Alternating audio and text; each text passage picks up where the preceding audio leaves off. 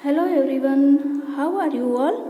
आज के इस वीडियो में हम हिंदी व्याकरण की न्यू यानी वर्णमाला को एग्जाम ओरिएंटेड कवर करेंगे, जिसमें स्वर, व्यंजन, अयोगवा, उच्चारण स्थान शामिल होंगे। स्टार्ट करते हैं। सबसे पहले समझते हैं कि वर्ण क्या होता है।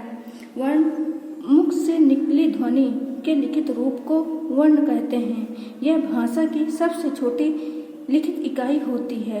वर्ण भाषा की सबसे छोटी लिखित इकाई होती है। ध्वनि जो मुख से निकलकर आकाश में व्याप्त हो जाती है ध्वनि कहलाती है। यह भाषा की सबसे छोटी लिखित मौखिक इकाई होती है। ध्यान रखिएगा, ध्वनि भाषा की सबसे छोटी मौखिक इकाई होती है। आगे देखेंगे वर्ण की परिभाषा। वर्णों के व्यवस्थित समूह को वर्णमाला कहते हैं। वर्णों के व्यवस्थित समूह को वर्णमाला कहते हैं। वर्णमाला के मुख्य दो भाग होते हैं, पहला स्वर, दूसरा व्यंजन। स्वर वे वर्ण जिनका उच्चारण स्वतंत्र रूप से होता है स्वर कहलाते हैं, जैसे अ, आ, ई, उ, री, ए, आए, ओ, औ। स्वर के भी दो भेद होते हैं, पहला ह्रस्व स्वर, दूसरा दीर्घ स्वर। ह्रस्व स्वर के अंतर्गत अ, ई, उ, री आते हैं। ये एक मात्रिक होते हैं। इनके उच्चारण में कम समय लगता है। और दीर्घ स्वर के अंतर्गत बड़ा आ, बड़ी ई, बड़ा उ, ए, आई, ओ, औ आते हैं। ये द्विमात्रिक होते हैं और इनके उच्चारण में अधिक समय लगता है।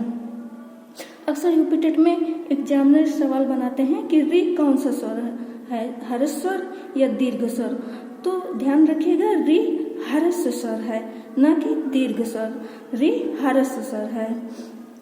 इसी तरह दोस्तों हम छोटे छोटे पार्ट्स में डिवाइड करके एग्जाम ओरिएंटेड वन शॉट पे रिवीजन करेंगे, क्योंकि यूपीटेट एग्जाम में अब ज़्यादा टाइम नहीं रह गया है, तो इसीलिए हम छोटे छोटे पार्ट्स में डिवाइड करके वन शॉट पे एग्जाम ओरिएंटेड रिवीजन करेंगे, ताकि जिन भी टॉपिक से एक या दो क्वेश्चंस बनते हैं उन्हीं टॉपिक को यहाँ पे कवर करेंगे।